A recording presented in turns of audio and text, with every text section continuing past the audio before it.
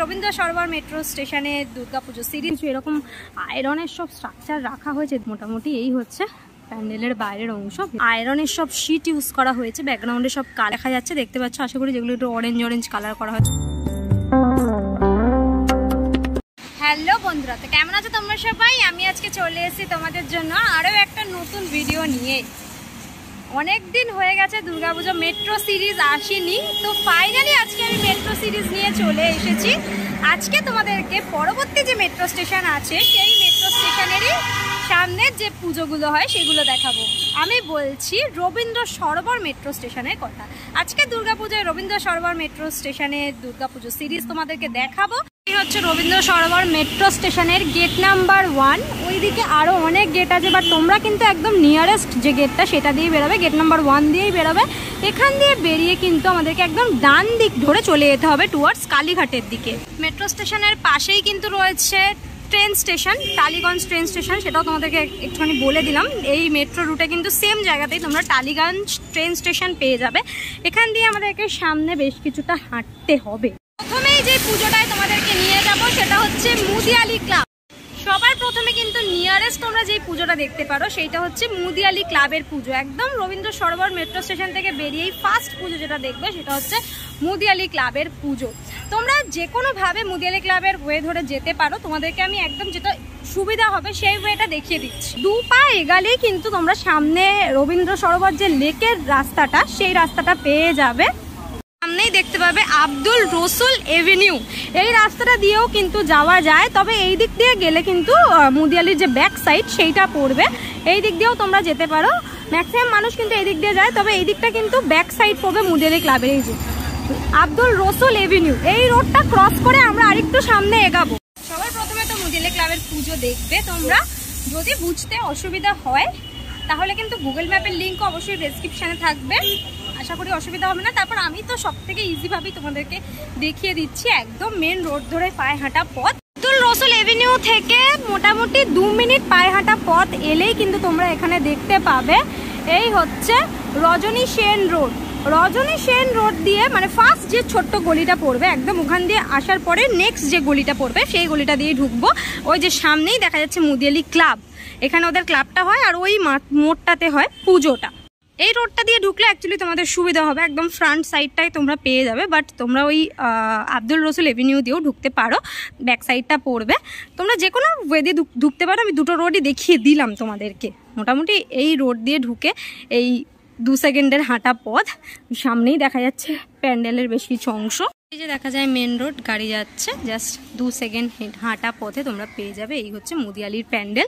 Already কিন্তু প্যান্ডেলের কাজ বেশ জোর কদমেই চলছে। মোটামুটি বাইরেরও সব স্ট্রাকচার ধীরে ধীরে রেডি করা হচ্ছে। বাইরে বেশ কিছু এরকম আয়রনের সব স্ট্রাকচার রাখা হয়েছে দেখতে পাচ্ছি, তবে মণ্ডপ কিন্তু ঢাকা আছে, ভেতরে নিয়ে গিয়ে তোমাদেরকে দেখাতে পারবো না এই মুহূর্তে।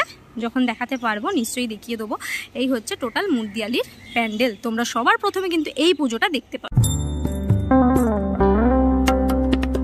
সামনেই রয়েছে ব্যানার, সেটা একটুখানি তোমাদের দেখিয়ে দিই। ত্রিমাত্রিক, আমি খুঁটি পুজো এসেছিলাম, ভাবনা ও রূপায়ণে রয়েছে বিমান সাহা।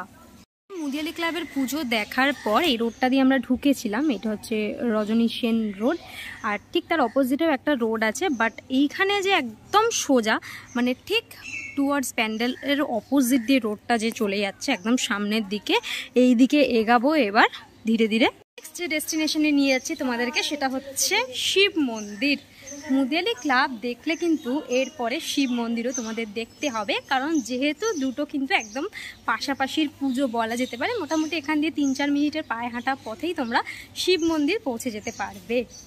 দেখা যায় মুদিয়ালির প্যান্ডেল, আমি কয়েক মিনিটের পায়ে হাঁটা পথ চলে এসেছি অলরেডি। এখানেও কিন্তু সব হোর্ডিংয়ের গেট করা শুরু হয়ে গেছে। এখানে ডান হাতে দেখবে একটা রাস্তা ঢুকে যাচ্ছে, একটু রোডটার নাম তোমাদেরকে দেখিয়ে দিই, doctor T N. Majumdar street. Doctor T N. Majumdar street ধরেই আমাদেরকে কিন্তু যেতে হবে। আর যাওয়ার পথে কিন্তু এইখানে একটা পুজো পড়ে, এই পুজোটাও কিন্তু তোমরা দেখে নিতে পারো।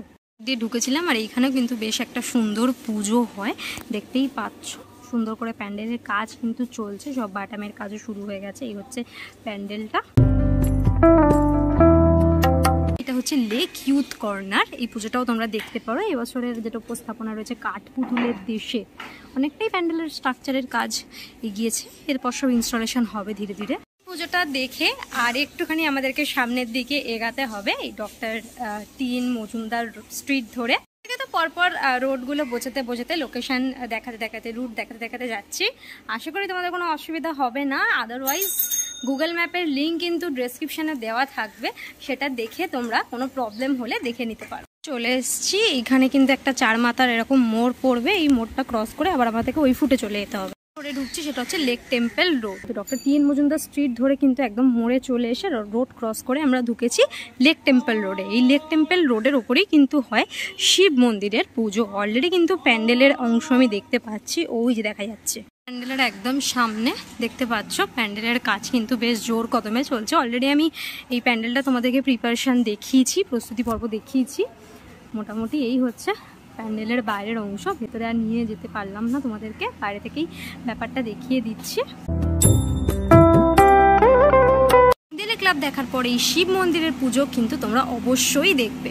শিব মন্দিরের পুজো দেখার পর আমরা চলে যাব এখান থেকে নেক্সট ডেস্টিনেশন। আবার আমাদেরকে এখান থেকে কিন্তু মেন রোডে উঠতে হবে। শিব মন্দির দেখে আমি আবার যে মুদিয়ালির রাস্তা, সেই রাস্তাতেই চলে যাব। এসছি মুদিয়ালি ক্লাবের সামনে। এই যে রাস্তাটা দিয়ে আমরা এসেছিলাম, এখানে যে ডক্টর টি.এন. মজুমদার রোডে ঢুকেছিলাম, এই রোডের মধ্যেই শিব মন্দির আর পুজোটা হয়, আর ওই সামনের ওই লেক ইউথ কর্নারের পুজোটা হয়। এই রাস্তা ধরে এবার আমরা সোজা আরেকটু সামনের দিকে এগাবো। মানে যে রোডটা দিয়ে আমরা যাচ্ছিলাম মুদিয়ালি ক্লাব দেখার পর, সেই রোডটা দিয়ে একদম সোজা সামনের দিকে এগাবো। ধরে চলে আসলে একদম এই মোড়টা পাবে, একটা মোড়ের মাথা পাবে। এই মোড়ের মাথা থেকে চলে যেতে হবে একদম ডান দিক ধরে বেশ কিছুটা। এরপরের যে পুজোটাই তোমাদের নিয়ে যাচ্ছি সেটা হচ্ছে লেক এভিনিউ সেবক সংঘ।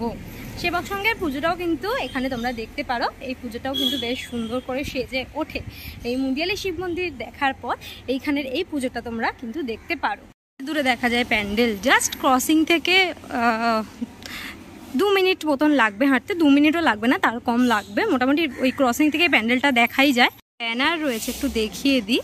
লেক এভিনিউ সেবক সঙ্গে এবছরে আলোক ধারা পরিকল্পনায় রয়েছে অমিত্র দাস। হচ্ছে প্যান্ডেল মোটামুটি রাস্তার উপরের, যেহেতু এটা পুজো সেই জন্য কিন্তু এইরকমভাবেই প্যান্ডেলটা করা হয়। একটু গাড়ির রাস্তাটা যাওয়ার পথটা ছেড়ে করা হয়। মোটামুটি সব আয়রনের কাজ হচ্ছে দেখতে পাচ্ছি। কিন্তু খুব কালারফুলভাবে কাজ হচ্ছে, যেহেতু এবছরের উপস্থাপনা আলোক ধারা। বেশ সুন্দর করে কিন্তু চারিপাশে কাজ চলছে। এখানে বেশ আয়রনের সব শিট ইউজ করা হয়েছে, ব্যাকগ্রাউন্ডে সব কালার করা হয়েছে, সেগুলোকে বেশ ভালো লাগছে। কিন্তু ভেতরে কিন্তু পুরোটাই আয়রনের সব স্ট্রাকচার রয়েছে। এই উপরটায় প্যান্ডেলটাও তোমাদেরকে দেখিয়ে দিলাম। তোমরা কিন্তু মুদিয়ালি শিব মন্দির দেখার পরে এই সেবক সংঘের প্যান্ডেলটাও দেখতে পারো। এই প্যান্ডেলটা দেখার পর একদম এই সোজা রোড ধরে কিন্তু মেন রোডে ওঠা যাবে। এই সোজা রোড ধরেই আমি মেন রোডে উঠবো। এবার থেকে শর্ট রুটে তোমাদেরকে গাইড করে দেখিয়ে দিচ্ছি কিভাবে তোমরা যেতে পারবে। বারবার বলে দিচ্ছি, যদি প্রবলেম হয় অবশ্যই ডেসক্রিপশন বক্স চেক করবে, সেখানে কিন্তু অবশ্যই গুগল ম্যাপের লিঙ্ক তোমরা পেয়ে যাবে। ওই যে দেখা যাচ্ছে প্যান্ডেল। হাঁটতে হাঁটতে আমি একদম মেন রোডের কাছে চলে এসেছি। ওই সামনে হচ্ছে মেন রোড। এসছি মেন রোডে। এবার মেন রোডে কিন্তু আমি চলে যাব ডান দিক ধরে। এই ফুট ধরে হাঁটবো বেশ কিছুটা, মোটামুটি 3 মিনিট মতন হাঁটা পথ। এখান থেকে একদম ডান দিক ধরে 3 মিনিট মতন হাঁটবো।